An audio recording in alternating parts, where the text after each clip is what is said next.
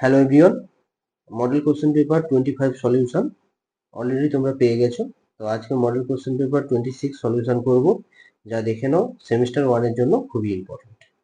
তো 1 নম্বর কোশ্চেন কি বলছে, কোনটিতে সর্বনিম্ন সংখ্যক অণু উপস্থিত? তাহলে অপশন এ কি দিয়েছে? অপশন এ তে দিয়েছে কি? অপশন এ তে দিয়েছে 32 গ্রাম SO2। এর মধ্যে মলিকুল বা অণু কত আছে? তাহলে SO2 এর সংকেত ভর বা পারমাণবিক ওজন কত? 64 গ্রাম পার মোল। পার মোল পার মোল। তাহলে আমরা কি বলতে পারি যে 64 গ্রাম ওই পারমাণবিক ভর থেকে 64 গ্রাম SO2 মলিকিউল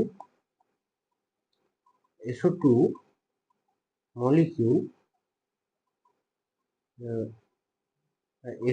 বলে লিখো, SO2 সমান 6.022 into 10 to the power 23 molecule. কত গ্রামের মধ্যে? তাহলে 32 গ্রাম SO2 সমান কি হবে? তার অর্ধেক, মানে কি এই যে মলিকুলটা ছিল অ্যাভোগাড্রো সংখ্যক তার অর্ধেক থাকবে, অর্থাৎ 6.022 into 10 to the power 23 by 2 ব্যাস এইখান অবধি লিখে দাও। তাহলে 32 গ্রাম SO2 এর মধ্যে এত সংখ্যক মলিকুল আছে। এবার বি অপশন কি দিয়েছে? বি অপশন হচ্ছে 4 into 10 to the power 23 সংখ্যক SO2 মলিকুল। মানে এটা কিছু করতে হবে না, এটা অলরেডি কত মলিকুল আছে বলে দিয়েছে। তাহলে 4 into 10 to the power 23 সংখ্যক SO2 মলিকিউল। সি সি কি অপশন দিয়েছে? 1 গ্রাম মোল SO2। 1 গ্রাম মোল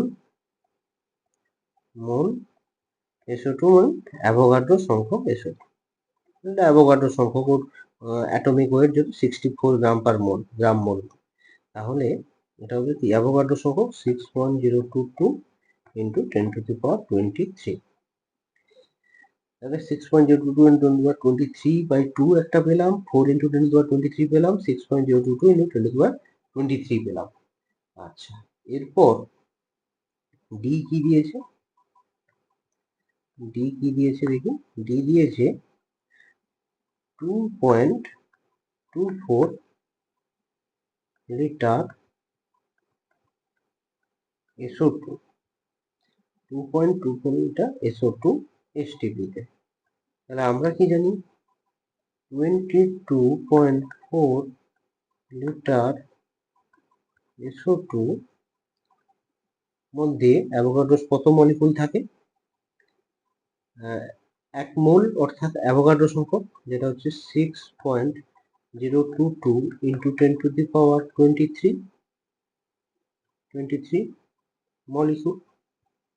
মলিকুল থাকে। তাহলে 2.24 লিটার মানে 10 দিয়ে ভাগ, তাহলে লিটার এর মধ্যে মলিকুল কত থাকবে? 6.022 into 10 to the power 23 by কত? 10 মলিকুল। তাহলে এটাই সব থেকে সর্বনিম্ন।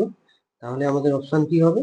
অপশন ডি অপশন কারেক্ট, যে কোনটিতে সর্বনিম্ন সংখ্যক অণু বর্তমান, সর্বনিম্ন সংখ্যক অণু বর্তমান। তাহলে অপশন ডি কারেক্ট।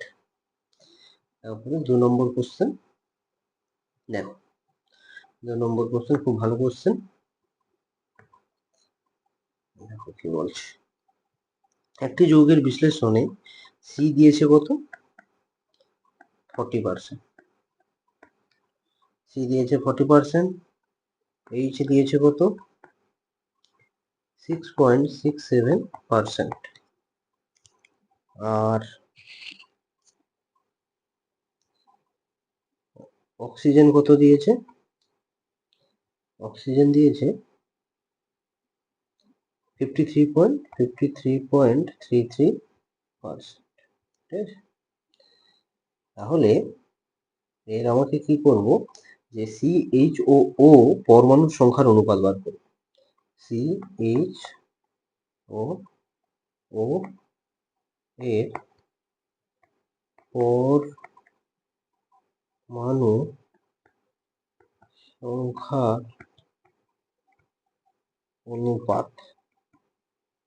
সংখ্যার অনুপাত সমান পরমাণু সংখ্যার অনুপাত আমরা কিভাবে বার করব?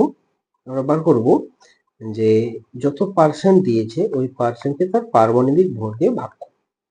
is to 6.67 by 1 is to 53.33 by 16। তাহলে এটা আসবে 3.33 is to 6.67 is to 3.33।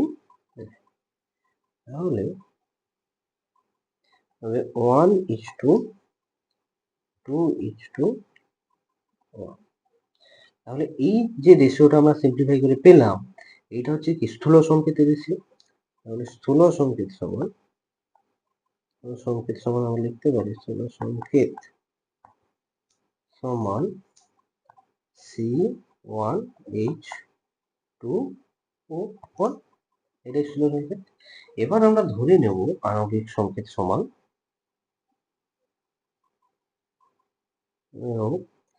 ধরি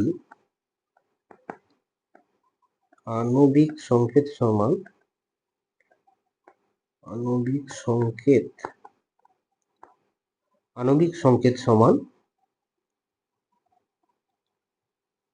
CH2O and whole n। তাহলে আণবিক ভর এবার আমরা পেতে পারি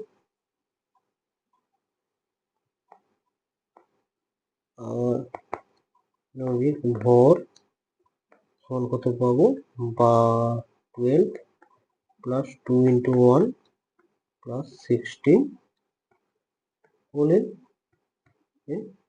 তখন আমরা কত পেলাম 30। আর আমাদের পারমাণবিক ভর কত দিয়ে রাখছে, আমাদের পারমাণবিক ভর দিয়ে রাখছে 30 গ্রাম পার মোল। তাহলে আমরা এখান থেকে পেয়েছি 30 n পেয়েছি, তাহলে 30 n পেয়েছি আর 30 গ্রাম পার মোল দেওয়া আছে। তাহলে শর্তানুসারে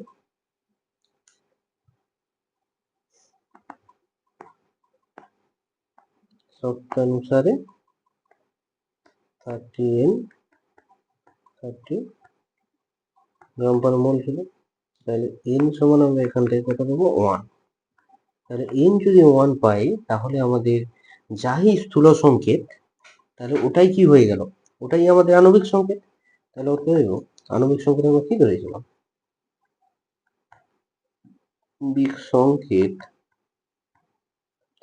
সমান CH2O হোল n ধরেছিলাম। তাহলে n এর মান তো 1, তাহলে CH2O, তাহলে এটাই হলো কি আণবিক সংকেত। তাহলে অপশন আণবিক সংকেত কি আসছে, তাহলে CH2O, অপশন বি হলো কারেক্ট। ঠিক আছে, দেখে নেবে। তারপরে 3 নম্বর কোশ্চেন কি বলছে, বিবৃতি যে O3 থেকে O2 এ এই পরিবর্তনে ওজনের তুল্যাঙ্ক ভার 8। কি বলছে, O3 থেকে O2 এই পরিবর্তনে ওজনের তুল্যাঙ্ক ভার 8। আচ্ছা, তাহলে এটা করতে গেলে আমাকে একটু সাইডে এটা ক্লিয়ার করে নিতে হবে। তোমরা একটু পজ করে এটা দেখে নেবে, আমি এখন এটা ক্লিয়ার করে দিচ্ছি।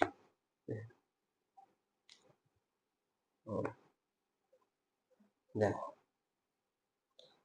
কোশ্চেন নাম্বার 3,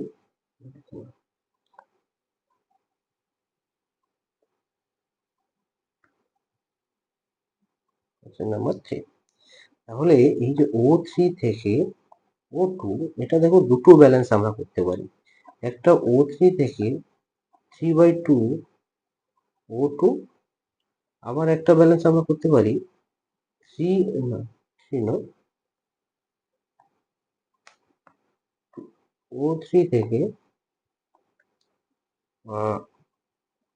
এটা 3O2 আর এটা 2O3। তাহলে দেখো এইটা দুটো ভাবে ব্যালেন্স হতে পারে, এইটার দুটো ভাবে ব্যালেন্স হতে পারে। দেখে এবার দুটো ব্যালেন্স থেকে যেটা থেকেই তুমি তুল্যাঙ্ক ভার বার করো না কেন একই আসবে। তাহলে আমরা যে কোনো একটা ব্যালেন্স ধরলাম, ধরো আমরা এই ব্যালেন্সটা ধরলাম। এবার তুল্যাঙ্ক ভার এরকম ইকুয়েশনের ক্ষেত্রে তুল্যাঙ্ক ভার বার করার একটা সূত্র আছে। বলছে নাম্বার অফ মোলস অফ, ধরো লেফট সাইডে যে আছে যে number of moles of O3 into n factor of O3 সমান number of moles of O2 right সাইডে into n factor of O2। তাহলে নাম্বার অফ মোলস কত আছে, ওজন 1, n ফ্যাক্টর আমরা বার করব কারণ ওজনের তুল্যাঙ্ক ভার বার করব, তার জন্য ওর n ফ্যাক্টর দরকার, সেটা দিয়ে তো তার আণবিক ভরকে ভাগ করে দেবো, তাহলে তো আমরা পেয়ে যাবো তার তুল্যাঙ্ক ভার সমান নাম্বার অফ মোলস O2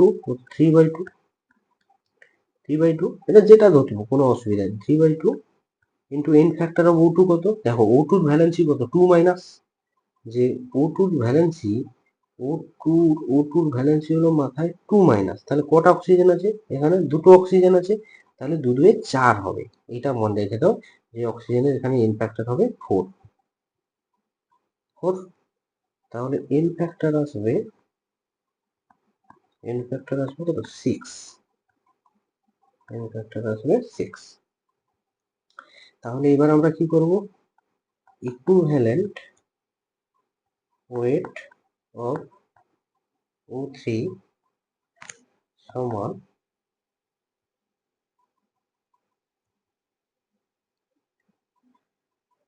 64,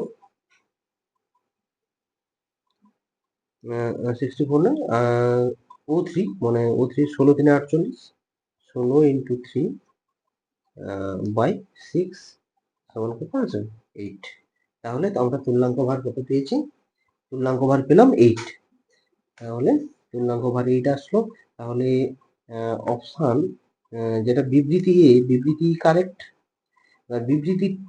বিবৃতির উপর কারণ বলছে 1 মোল O3 এর বিয়োজনে 3/2 মোল O2 উৎপন্ন হয়, তা বলছে এই কারণের জন্য নাকি O3 এখানে O3 যে ইকুইভ্যালেন্ট মাসটা 8 বেরোচ্ছে, এটা নাকি এই কারণের জন্য না, যে 1 মোল O3 বিয়োজনে 3/2 মোল O2 উৎপন্ন হয় এটা ঠিক, কিন্তু এই কারণের জন্য যে তুল্যাঙ্ক ভার 8 হবে এটা কিন্তু ভুল। কারণ আমি তোমাদের যে এই ব্যালেন্সটা যে বলেছি যে 2O3 থেকে 3O2, এই ব্যালেন্স থেকে যদি আমি O3 তুল্যাঙ্ক ভার বার করি সেখানেও আমার সেম 6 বেরোবে।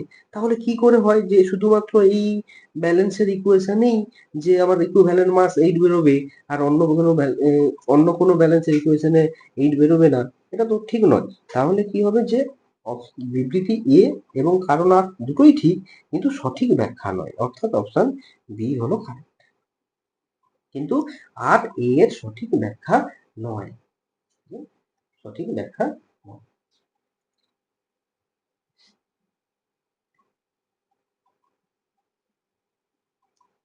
তোমাদের কোশ্চেন পেপারে কিন্তু তোমাদের কোশ্চেন পেপারে এই কোশ্চেনের অ্যান্সার কিন্তু ভুল দেওয়া আছে, ঠিক আছে, এই কোশ্চেনের ভুল দেওয়া আছে, সুতরাং একটু দেখে নেবে যে ভুলটা কেউ যেন না এক্সামে করো এই কোশ্চেনটা পড়লে।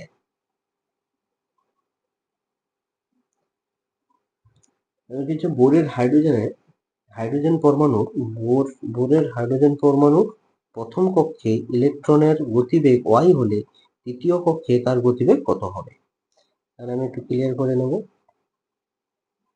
তৃতীয় কক্ষে তাহলে গতিবেগের ইকুয়েশন আমরা লিখব,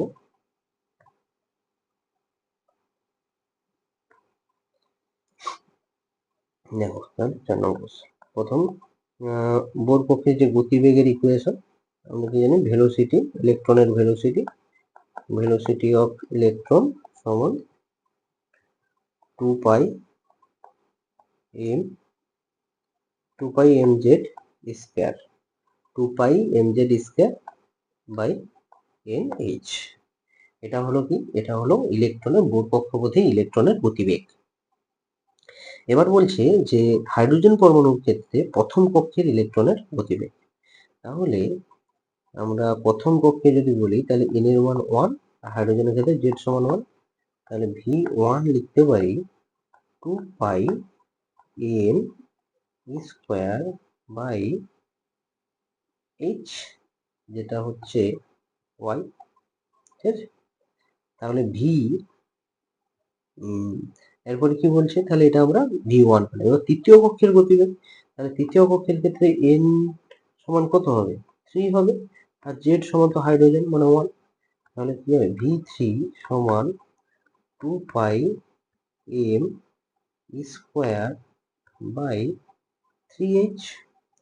তাহলে 3 বাদে আর যে বাকি, আমি যদি এটাকে 1/3 বাইরে নিয়ে আসি, তাহলে 2 পাই এম স্কোয়ার বাই এইচ, তাহলে কি হবে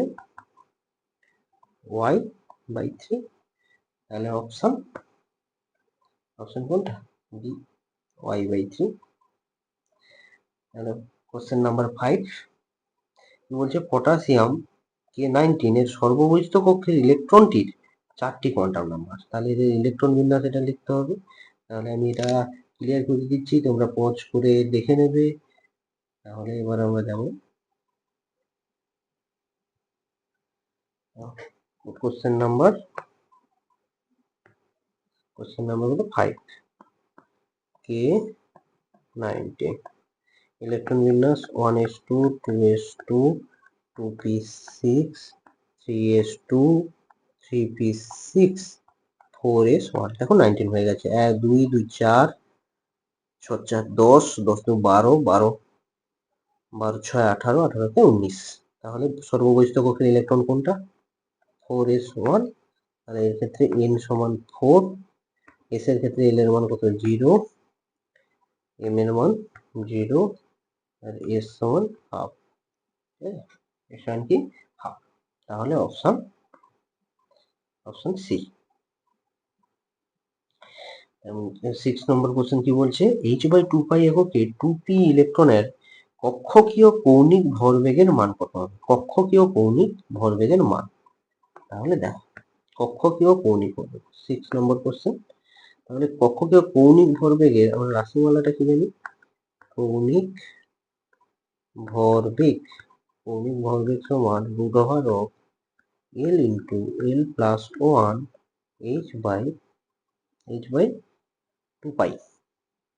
h/4 নিচে রেখেছি, h/2 পাই।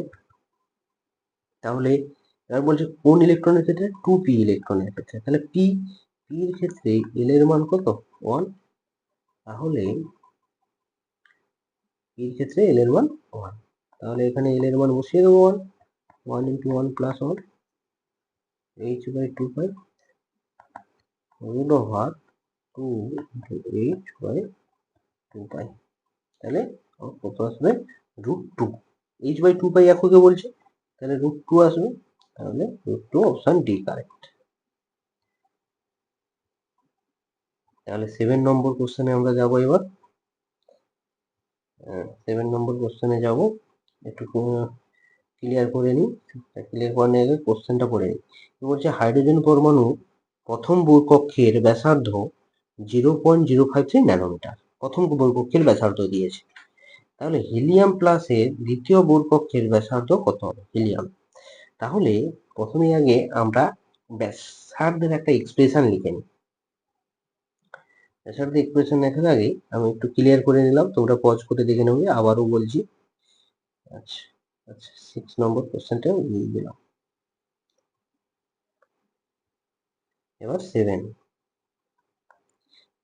হাইড্রোজেন পরমাণু ব্যাসার্ধ যদি হয় r সমান আমরা কি জানি, r সমান আমরা জানি n square h square by 4 pi square mz square, n square h square by 4 pi square mz square, এরকম ভাবে ঠোরস্থ করে রাখবে।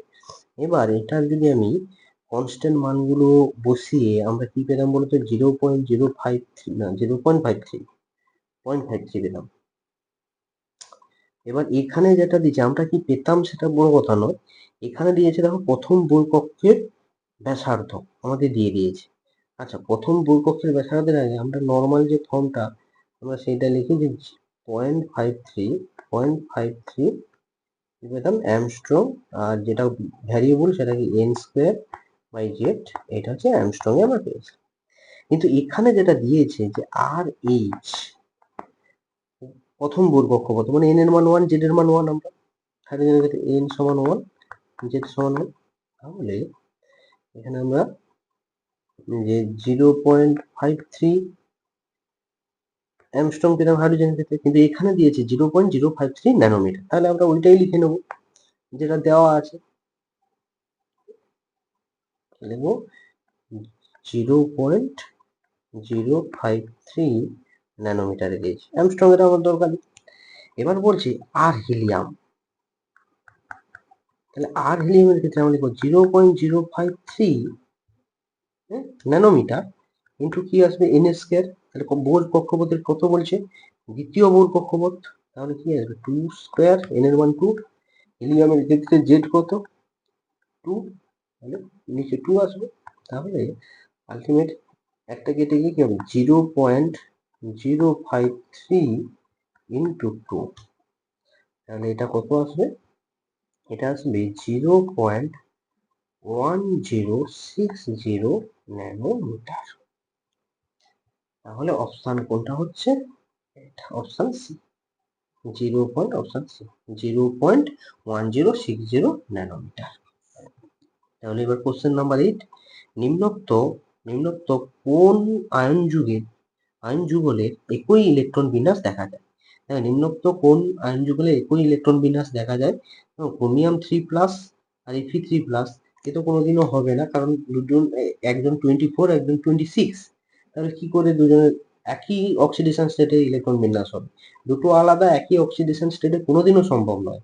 স্ক্যান্ডিয়াম ক্রোমিয়াম এটাও কোনোদিনও সম্ভব নয়। তাহলে দেখো অপশন বি কারেক্ট। এটা একটু ইন্টেলিজেন্সে লাগালে কিন্তু মানে অনায়াসে অ্যান্সারটা ঠিক করে দেওয়া যায়। Fe3+ হলে তিনটে ইলেকট্রন ছেড়েছে, Fe3+ এর ইলেকট্রন বিন্যাস কি, Fe3+ এর ইলেকট্রন বিন্যাস হলো 4s0 3d5, আর Mn2+ এর 4s0 3d5। তোমরা ইলেকট্রনিক কনফিগারেশন একে দেখে নেবে। আমি করালাম না কারণ ভিডিওটা লেন্দি হয়ে যাবে, ঠিক আছে। কোশ্চেন নাম্বার 9, হ্যাঁ কোশ্চেন নাম্বার 9 নিয়ে একটু কথা বলার আছে। এই কোশ্চেন নাম্বার 9, প্রথমত কোশ্চেন নাম্বার 9টা একটু যেটা ভুল আছে, যে প্রত্যেকটি Fe2+ আয়নটিকে স্থিতিশীল প্রদান করে। এই যে Fe2+, এখানে এই Fe2+টা লেখা ভুল করেছে। দ্বিতীয়ত যে এই Fe2+ লেখার জন্য এই কোশ্চেনটার অ্যান্সারটাই পুরো বদলে যাবে, এই কোশ্চেনটার অ্যান্সারটাই পুরো বদলে যাবে, এবং যেটা হওয়া উচিত বিবৃতি 1 এবং 2 উভয়ই সত্য এটা। কিন্তু তুমি যত রেফারেন্স দেখবে এই কোশ্চেনটা আলটিমেট, দেখো যত মাল্টিপল কোশ্চেন আছে কেউ তৈরি করে না, এর কোথাও কেউ না কেউ তৈরি করে, কিন্তু তোমাদের যে কোশ্চেন পেপারে দিয়েছে এই কোশ্চেন কিন্তু কেউ তৈরি করে কোশ্চেন দেয়নি, কোথাও না কোথাও স্ট্যান্ডার্ড কোনো এক্সামের কোশ্চেন, স্ট্যান্ডার্ড কোনো বইয়ের কোশ্চেন কোথাও না কোথাও তোলা হয়েছে, আর তুলতে গিয়ে কি হয়েছে ওই কোশ্চেনগুলোকে স্পেলিং মিস্টেক হয়েছে অথবা ভুল হয়েছে কোশ্চেনগুলো তুলতে গিয়ে, আর তখনই অ্যান্সারটা কি হয়েছে উল্টো পাল্টা হয়ে গেছে। যে এখানে একটু বুঝে নাও, এই অ্যান্সারটা আমি প্রপার অ্যান্সার দেবো না, যে তোমরা আমাকে কমেন্টে জানাবে তোমাদের যদি কিছু বলার থাকে কোনটা অ্যান্সার ঠিক হবে বা কোনটা ভুল হবে, আর আমি আমার মতো করে অ্যান্সারটা দিচ্ছি, একটু দেখে নাও। যে কি বলছে 9 কোশ্চেন, বলছে Fe2+ আয়নে 24টি ইলেকট্রন থাকে। তাহলে প্রথম Fe কি থাকে, Fe এর ইলেকট্রন বিন্যাস প্রথম আমরা লিখি যে 4s2 3d6, এটা Fe এর ইলেকট্রন কনফিগারেশন। বলছে এবার Fe2+ এ কি হয় 4s0 3d6, 4s থেকে ইলেকট্রন বের হয়, এটা আমরা জানি। এবার বলছে যে এটির ইলেকট্রন বিন্যাস ক্রোমিয়ামের মতো, আর ক্রোমিয়ামের ইলেকট্রন বিন্যাস আমরা জানি যে 4s1 3d5 স্টেবিলিটি পারপাসের জন্য। এটা হচ্ছে ক্রোমিয়ামের ইলেকট্রন বিন্যাস, ক্রোমিয়ামের ইলেকট্রন বিন্যাস। এবার কোনোদিনও ক্রোমিয়ামের ইলেকট্রন বিন্যাস আয়রনের সঙ্গে সমান নয়, যে ক্রোমিয়ামের মতো তো নয় যে আমরা Fe2 প্লাস কি 4s0 3d6 দেখলাম, এখানে কি আছে 4s1 3d5। এবার কথাটা হচ্ছে যদি যে স্যার এই 3d যে 6 আছে এখান থেকে কি 4s একটা হলে তো 4s1 ও স্টেবল 3d6 ও স্টেবল, কিন্তু কথাটা হচ্ছে Fe2 প্লাস কিন্তু এরকম স্ট্রাকচার করে না, এস থেকে দুটো বেরিয়ে গেল 3d6 হয়ে যায়, কিন্তু ক্রোমিয়াম নিউট্রাল অবস্থায় এরকম করে, ক্রোমিয়াম কিন্তু নিউট্রাল অবস্থায় এরকম করে, সে আয়ন অবস্থায় ওরকম, মানে ওখান থেকে আর চেঞ্জ হয় না। তাহলে কি এই দুটো আলাদা, তাহলে বিবৃতি 1 ভুল হলো, ঠিক আছে। এবার বিবৃতি 2টা দেখো, একটু বোঝার চেষ্টা করো।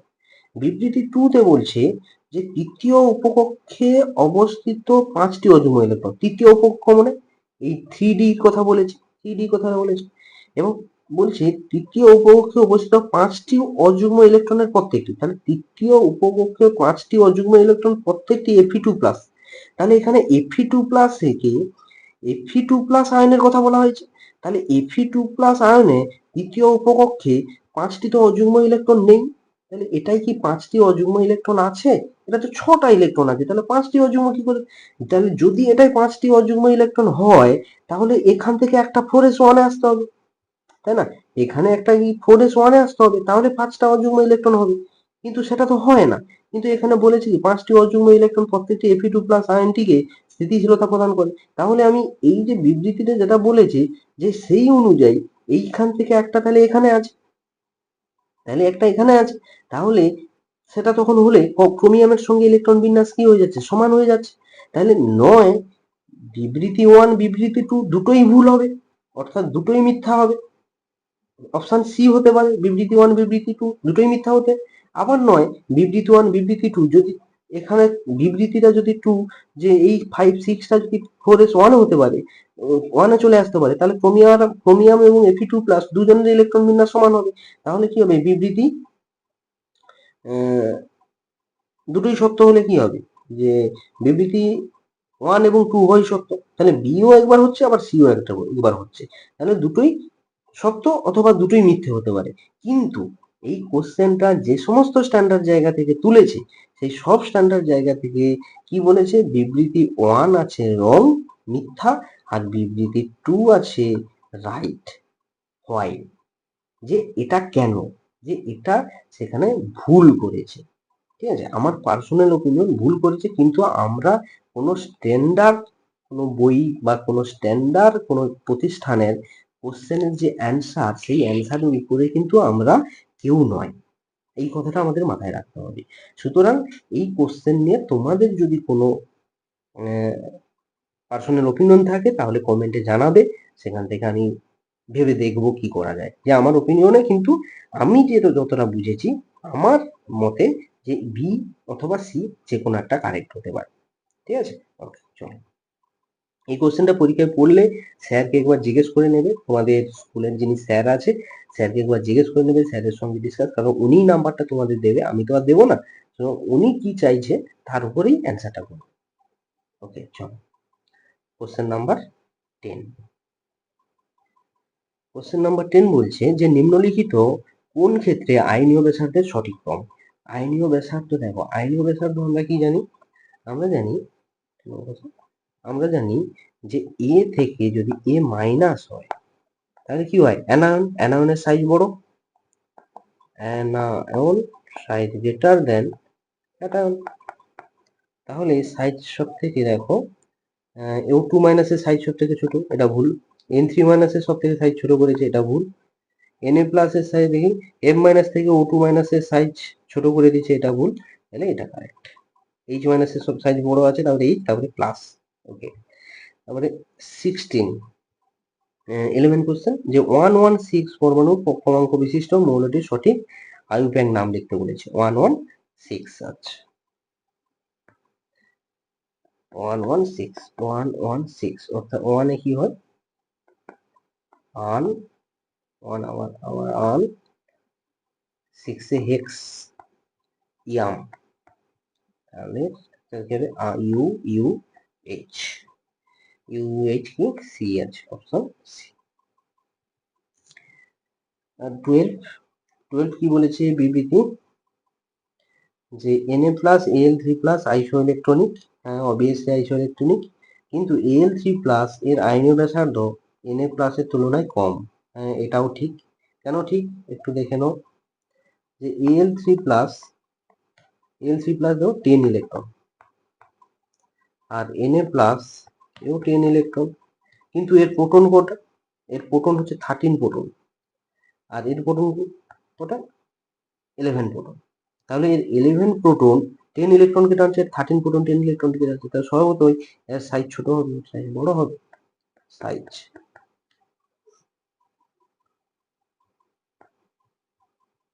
ঠিক আছে, এবার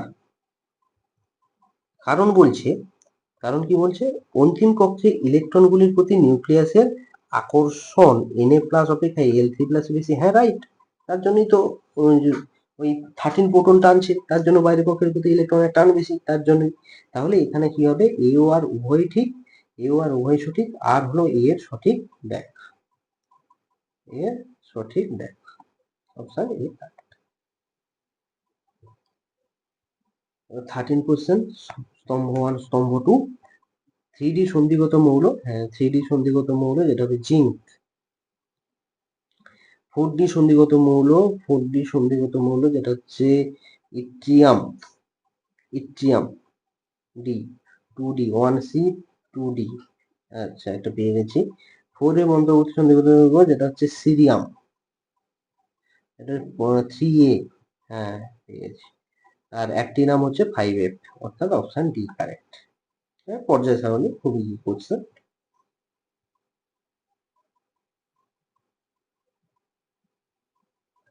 বলছে নিচের কোন যৌগ, নিচের 14 কোশ্চেন, নিচের কোন যৌগতে কেন্দ্রীয় পরমাণুটি sp2 সংকরায়িত।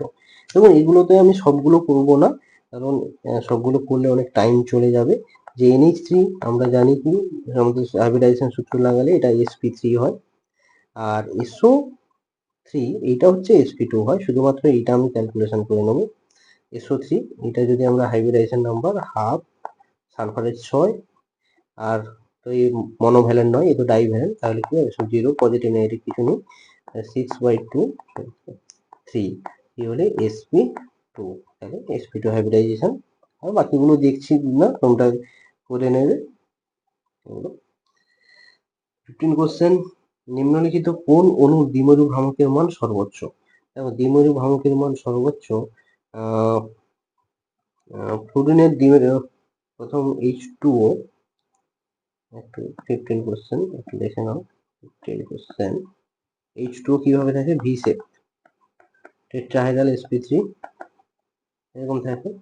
এবার লোন পেয়ার অলওয়েজ বাইরের দিকে, বাইরের দিকে, এও নিচের দিকে টানছে, তাহলে এদের কি হবে, অ্যালাইনমেন্ট হবে, তাহলে নিউ নট ইকুয়াল টু 0 এবং আচ্ছা খাসা নিউ একটা থাকবে। এবার সর্বাধিক আর বেঞ্জিন দেখো, এখানে ডাইপোল মুভমেন্ট অতটা বেশি অবজার্ভ করা যাবে না, কারণ সব দিক থেকে তো সুষম, সব দিক থেকে কি সুষম, এরকম হাইড্রোজেন আছে, এরকম হাইড্রোজেন আছে, হাইড্রোজেন আছে, হাইড্রোজেন আছে, হাইড্রোজেন, সবাই তো ভিতরের দিকে টানছে, মানে একে অপরকে সব ক্যান্সেল করে দিচ্ছে। আচ্ছা তারপরে কি আছে, SO2, SO2 S double bond, double bond খানিকটা এরকম থাকছে, CO2 এর মতো না থাকলেও একটু বেন্ড হয়ে যায়, তবে এরও ডাইপোল মোমেন্ট এর মতো বেশি নয়। আর CCl4 এ তো টেট্রাহাইড্রাল, Cl এ তো ক্যান্সেল করে দেয় ইচ আদারকে, এটা মিউ সমান 0 হয়ে যায়, তাহলে option a water. Yes or not? 16 question, নিম্নোক্ত কোনটির সর্বাধিক গলনাঙ্ক যৌগ, গলনাঙ্ক বিশিষ্ট যৌগ। দেখো গলনাঙ্ক সর্বাধিক কখন কার বেশি হবে, যার ল্যাটিস এনার্জি বেশি হবে, অর্থাৎ যেটা আয়নিক কম্পাউন্ড। ল্যাটিস এনার্জি বেশি হবে ভুল কথা, যেটা হচ্ছে আয়নিক কম্পাউন্ড। আর আয়নিক কম্পাউন্ড কি ভালো হবে, যার চার্জ বেশি এবং ক্যাটায়নের সাইজ ছোট, ক্যাটায়নের কি সাইজ ছোট, অর্থাৎ AlF3, AlF3।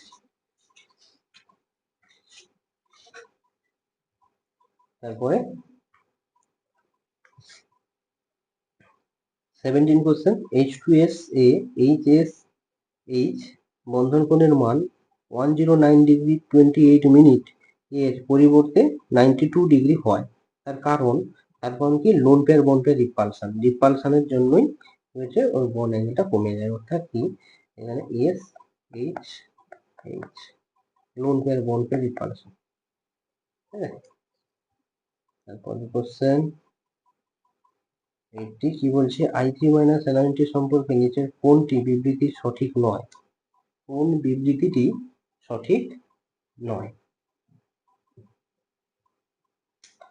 I3 minus Ni দেখো একটু ভালো কোশ্চেন এটি, যে কি বলছে যে I3 মাইনাস আয়নটি জ্যামিতিক আকৃতি সরলরৈখিক। হ্যাঁ, অপশন এ কারেক্ট। কোনটি সঠিক নয় বলছে, তাহলে এ কারেক্ট আছে, মানে এটা অ্যান্সার হবে না, কোনটা ভুল, কারণ সরলরৈখিক কিরকম, আই এরকম এরকম, আর এখানে তিনটে লোন পেয়ার আছে এরকম। আচ্ছা, আর অ্যানায়নটি নিঃসঙ্গ ইলেকট্রন জোড় সংখ্যা তিনটি। হ্যাঁ, নিঃসঙ্গ ইলেকট্রন জোড় সংখ্যা 3। নিঃসঙ্গ ইলেকট্রন জোড় সংখ্যা কি করে বার করবে, যদি হাইব্রিডাইজেশন নাম্বার বার করো, একটু দেখো, হাফ, একটাকে সেন্ট্রাল অ্যাটম নেবো I3 মাইনাস, মানে একটা সেন্ট্রাল অ্যাটম 7, আর দুটো মনোভ্যালেন্ট I3, মানে একটা আইকে আমি সেন্ট্রাল অ্যাটম নিয়েছি আর দুটোকে সারাউন্ডেড, মানে আর বাকিটা হবে 2, আর একটা মাইনাসের জন্য +1। ঠিক আছে, তাহলে কত হলো, 7 3 10, 10/2 5, sp3d। তাহলে sp3d হবে, sp3d হলে জিওমেট্রি কি হয়, trigonal bipyramidal, TBP, trigonal bipyramidal. তাহলে ট্রাইগোনাল বাই পিরামিডাল। আচ্ছা,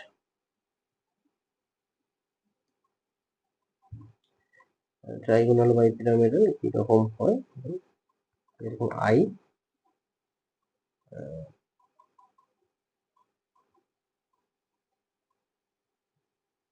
উপরে আর নিচে এরকম আই থাকে, এবং আর বাকিগুলো কি হয়, লোন পেয়ার থাকে,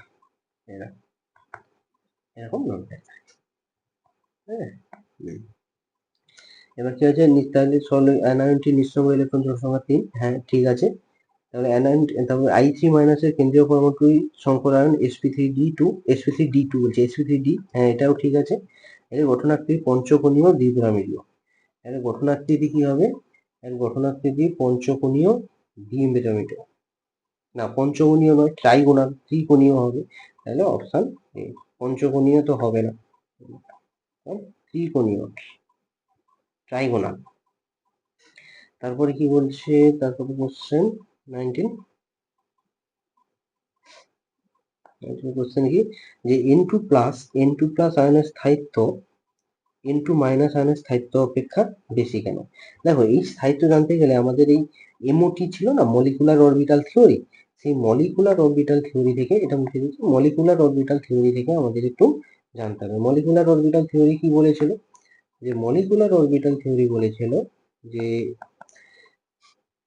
যদি অ্যান্টি বন্ডিং এ বেশি থাকে, অর্থাৎ আমি একটু রাফ করছি, যে সিগমা, প্রথম সিগমা 1s, তারপরে sigma star 1s, sigma 2s, sigma star 2s, তারপরে পাই পাই দুটো ছিল, আমি রাফে করছি, তারপরে সিগমা ছিল, এরকম ছিল। তারপরে এটা এটা পাইটা নিচে নেমে যাবে, যেহেতু নাইট্রোজেন, 1 2, নাইট্রোজেনের টোটাল কটা, 14টা ইলেকট্রন, 2 3 4 5 6 7 8 9 10 11 12 13 14, এইরকম ছিল। যখন n প্লাস হয়ে যাচ্ছে, তখন দেখো, তখন কিন্তু এইখান থেকে একটা ইলেকট্রন বেরিয়ে যাবে, অর্থাৎ এখান থেকে কি একটা ইলেকট্রন বেরিয়ে যাবে, অর্থাৎ এই সিগমা থেকে একটা ইলেকট্রন বেরিয়ে যাবে, ধর sigma 2p, sigma 2p Z, এখান থেকে একটা ইলেকট্রন বেরিয়ে যাবে, অর্থাৎ N2 প্লাসে কিন্তু অ্যান্টি বন্ডিং এ ইলেকট্রনের পরিমাণটা কি থাকবে, অ্যান্টি বন্ডিং এ কিন্তু ইলেকট্রন কোনো থাকবে না, অর্থাৎ সর্বশেষ ইলেকট্রনটি কোনো অ্যান্টি বন্ডিং এ নেই। আর N2 মাইনাসে কিন্তু অ্যান্টি বন্ডিং এর ইলেকট্রন সংখ্যাটা বেশি থাকবে। তাহলে আমাদের এই অপশনটা হবে কারেক্ট, যে N2 প্লাস আয়নে N2 মাইনাস আয়নের তুলনায় অ্যান্টি বন্ডিং এর ইলেকট্রন সংখ্যা কম, অর্থাৎ যার অ্যান্টিবন্ডিং এ ইলেকট্রন, এটা মনে রাখো, যার অ্যান্টিবন্ডিং এ ইলেকট্রন সংখ্যা কম হবে তার কিন্তু স্টেবিলিটি বেশি হবে। এর এমওটিটা একটু দেখে নেবে, এমওটিটা দেখে নিলে দেখো N2 প্লাস হলে এটা হবে, এটা হবে N2, এটা হলো N2 প্লাস। আর N2 মাইনাস হলে, আর N2 যদি মাইনাস হতো তখন হতো, দেখো আমি এটাকে রিপিট করে দিচ্ছি, আর সাইডে লিখছি না, এইটা আর উপরে একটা, এইটা হচ্ছে অ্যান্টিবন্ডিং, যেটা হচ্ছে কি এটা হচ্ছে অ্যান্টিবন্ডিং এরকম থাকতো না, হ্যাঁ এটা হচ্ছে পাই স্টার গুলো, হ্যাঁ পাই স্টার গুলো মানে, তাহলে 1 2 3 4 5 6 7 8 9 10 11 12 13 14 15, এখানে দেখো, এখানে দেখো অ্যান্টিবন্ডিং এ ইলেকট্রন থাকছে, তাহলে তার জন্য N2 মাইনাসের স্টেবিলিটি কম। একটু এমওটিটা দেখে নেবে, তাহলে খুব ভালো হবে, ভালোভাবে বোঝা যাবে। তাহলে সর্বাধিক অপ্রতিসম ক্লাসটি হলো, সর্বাধিক অপ্রতিসম আমি তোমাদের বারে বারে বলেছি, যেটা হচ্ছে ট্রাইকনিক, সর্বাধিক লিস্ট সিমেট্রিক, যাকে বলেছিলাম লিস্ট সিমেট্রিক। এবার কি 21 কি একটি ধাতু এফসিসি ল্যাটিস গঠন করে, ঠিক আছে, তাহলে এফসিসি গঠন করছে 21, এফসিসি মানে পার ইউনিট সেলে নাম্বার অফ অ্যাটম 4। ওকে, এর একক কোষের কিনারা দৈর্ঘ্য, এ সমান 400 পিকোমিটার, ধাতুর ঘনত্ব রো সমান ধরে নিলাম রো 5.2 গ্রাম সেমি মাইনাস 3, ওকে, হলে ধাতুর আণবিক ভর কত? তাহলে আমরা সেই যমুনা সূত্র জানি, এনে দিয়েছি 6.020 × 1023 মোল ইন ওয়াটস। তাহলে আমরা এই ঘনত্ব রো সমান যমুনা Zm বাই A কিউব এনে, এবার এখান থেকে আমরা এম বার করে নেব, এম বার করলে কি হবে, rho into A cube into Na by Z, ঠিক আছে, এবার মানগুলো বসাও, 2.52 ইন্টু A কিউব কত 400,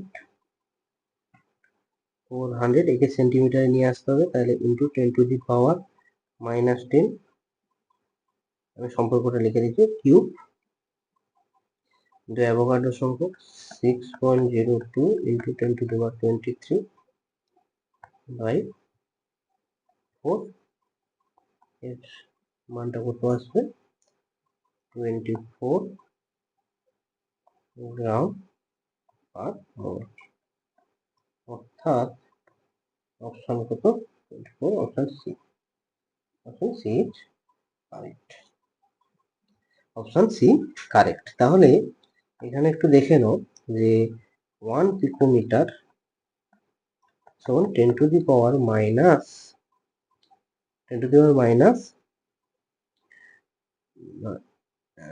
10⁻12 মিটার, তাহলে 10⁻10 সেন্টিমিটার। ওকে, এই সম্পর্কটা আমাদের একটু জেনে রাখতে হবে। তারপরে কি বলছে, বয়েল তাপমাত্রায় বাস্তব গ্যাসের ক্ষেত্রে সংনম্যতা, বয়েল তাপমাত্রায় বাস্তব গ্যাসের ক্ষেত্রে সংনম্যতা গুণক জেড এর মান কত হবে, 1 হবে। বয়েল তাপমাত্রা বলছে, আদর্শ গ্যাস করে জেড এর মান 1। তাহলে ভ্যান ডার ওয়েলস গ্যাসের ক্ষেত্রে এবি বাই ভি স্কয়ার রাশিটি নির্দেশ করে, রাশিটি কি নির্দেশ করে, কোন রাশিটিকে নির্দেশ করছে? এটা খুবই ইন্টারেস্টিং একটা কোশ্চেন, একটু দেখো সলিউশন করে দিচ্ছি, এটা আমাকে ক্লিয়ার করতে হবে, একটু ক্লিয়ার করে দিচ্ছি, তোমরা আবারও বলছি পজ করে দেখে নেবে।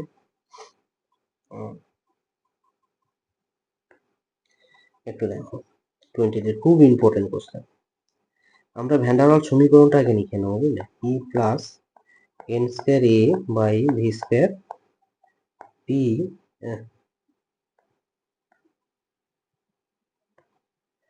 ভি মাইনাস এন বি মানে এনআরটি। তাহলে এবার এন কে 1 মোল করে নেব, এন এর মান 1 বসে দেবো, P plus A by V square V minus N B সমান 8। এবার আমরা এ বির ইউনিটটা বার করে নেব। তাহলে দেখো পি মানে চাপের সঙ্গে এটা যোগ করা হয়েছে, তাহলে এ বাই ভি স্কয়ার এর ইউনিট কি হবে? এটিএম। তাহলে এর ইউনিট হবে এটিএম, আর ভির ইউনিট হলো লিটার, তাহলে লিটার স্কয়ার। আর বি আয়তনের সঙ্গে তাহলে বি সমান কি? লিটার। বি সমান ভি, লিটার যোগ ভি সমান লিটার, বির ইউনিট হচ্ছে লিটার, এর ইউনিট লিটার। তাহলে আমাদের কোন রাশিটা বার করতে বলছে? A b by V square.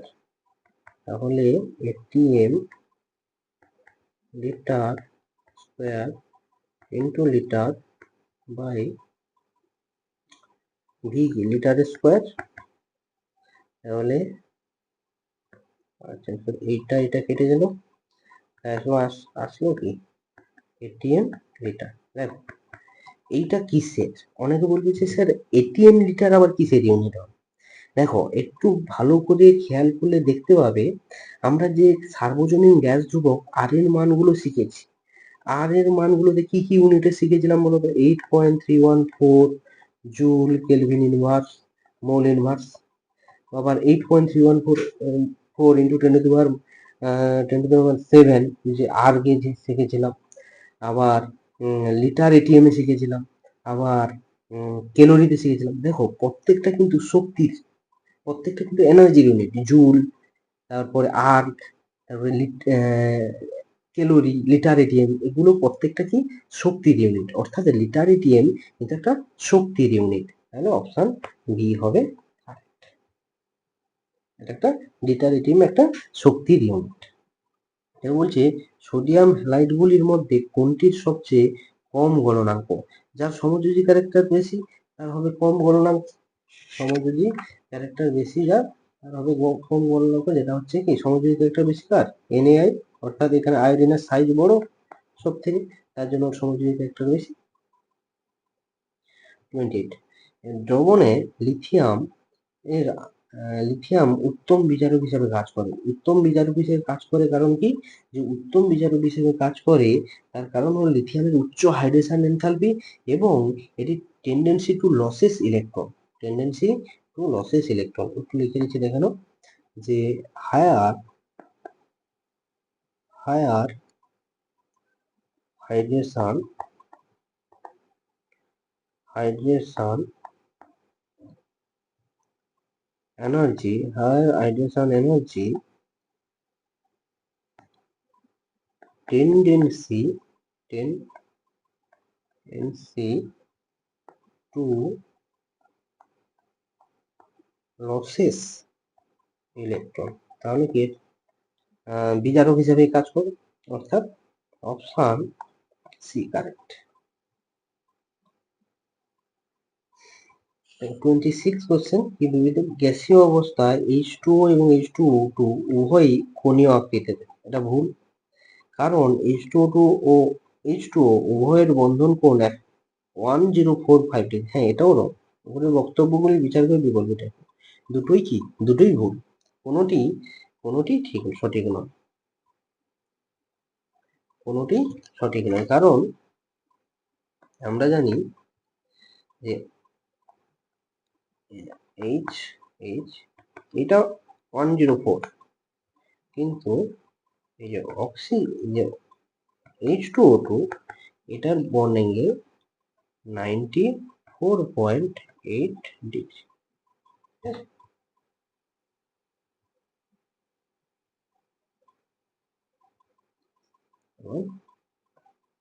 27 নিচের কোন ক্রমটি সঠিক? নিচের কোন ক্রমটি সঠিক?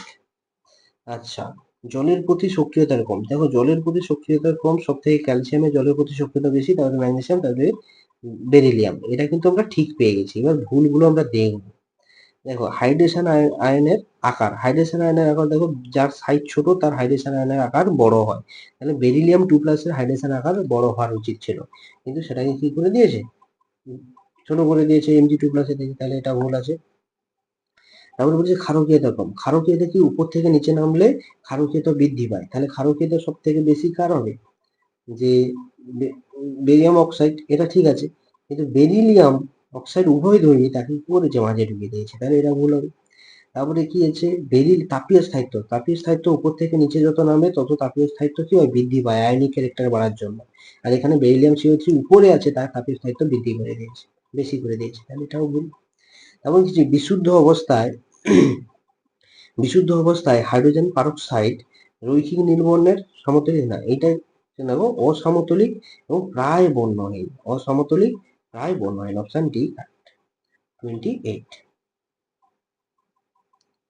তারপরে কোশ্চেন 29, গ্রুপ 13 মৌলসমূহের পারমাণবিক ব্যাসার্ধের সঠিক ক্রমটি হলো। গ্রুপ 13, আমরা জানি গ্রুপ 13 এলিমেন্ট গুলো কি কি আছে।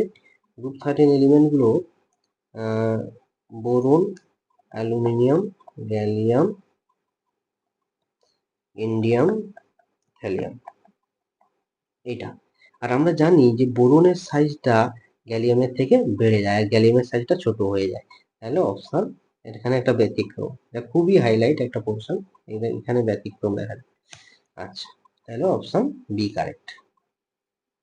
29, তাহলে 29 হলো 30 কি বলছে, যে ডাইবোরেন এবং অ্যামোনিয়ার বিক্রিয়ায় প্রাপ্ত যৌথ যৌগকে 43 উষ্ণতায় উত্তপ্ত করলে নিম্নোক্ত কোনটি উৎপন্ন হয়। এটা আশা করি এখনো অবধি জানা হয়ে গেছে সবার, খুবই ইম্পর্টেন্ট। ডাইবোরেনের সঙ্গে অ্যামোনিয়ার বিক্রিয়ায় বোরাজিন উৎপন্ন হয়, বোরাজিন, এটাকে ইনঅর্গানিক বেনজিনও বলে। এই কোশ্চেন খুবই ইম্পর্টেন্ট কোশ্চেন। তারপরে আমরা যাব অর্থবরিক অ্যাসিডের লোহিতত্ত্ব অবস্থায় উত্তপ্ত করলে যে যৌগটি পাওয়া যায়, এটাও খুবই ইম্পর্টেন্ট একটা কোশ্চেন, একটু দেখে নাও। 31 কি বলছে, 31 বলছে অর্থবরিক অ্যাসিডকে লোহিতত্ত্ব অবস্থায় উত্তপ্ত করলে নিম্নের কোন যৌগটি পাওয়া যায়। দেখো টোটাল রিয়াকশনটা আমি লিখে দিচ্ছি, এটা তোমরা বিভিন্ন এক্সামের ক্ষেত্রে খুবই ইম্পর্টেন্ট, একটু দেখে নাও। প্রথম অর্থবরিক অ্যাসিড সংকেত আমাদের জানতে হবে। অর্থবরিক অ্যাসিড H3BO3, এটা হচ্ছে অর্থবরিক অ্যাসিড, সামনে 4 নেওয়া হয় যখন বলতে, এটা হচ্ছে অর্থবরিক অ্যাসিড। আমি লিখছি না, নিচে নাও, তাহলে জায়গা হবে না এখানে। একে যদি 100 ডিগ্রি সেন্টিগ্রেডে উত্তপ্ত করা হয় তাহলে 4 অণু জল বেরিয়ে যায়, H2O, বেরিয়ে গেলে কি হয়, 4HbO2, যেটা হচ্ছে মেটাবরিক অ্যাসিড, এটা লিখে দিচ্ছি না,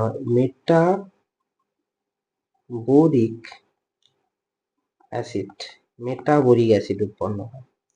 তারপরে কি, যদি 160 ডিগ্রি সেন্টিগ্রেডে উত্তপ্ত করা হয় তাহলে 1 অণু জল বেরোবে, তাহলে কি উৎপন্ন হবে, H2B4O7, H2B4O7, যেটা হচ্ছে কি পাইরোবোরিক অ্যাসিড, যার নাম হচ্ছে পাইরোবোরিক অ্যাসিড। খাতায় লিখে তুলে নেবে এগুলো, পাইরোবোরিক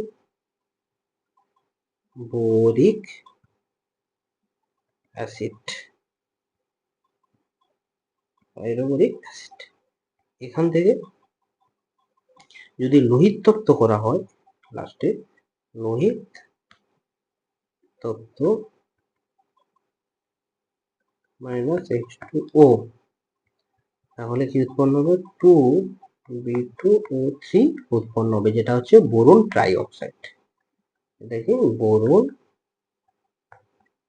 ট্রাই অক্সাইড, এখানে ওটাই জিজ্ঞেস করছে। এখানে বলছে যে লোহিতত্ত্ব অবস্থায় উত্তপ্ত করলে নিম্নের কোনটি পাওয়া যায়, যেটা হচ্ছে boron trioxide, option B correct. এটা হচ্ছে টোটাল রিয়াকশনটা এটা। এবার বলছে একটা খুবই ভালো রিয়াকশন, ভালো কোশ্চেন, যে বিবৃতি এ বোরন BF6 3- তৈরি করতে পারে না। হ্যাঁ পারে না, এটা আমরা নোটেও এই কোশ্চেনটা আছে, কিন্তু কারণ বি এর আকার খুবই ছোট। হ্যাঁ দুটোই ঠিক, যে তৈরি করতে পারে না এবং তার আকার খুবই ছোট।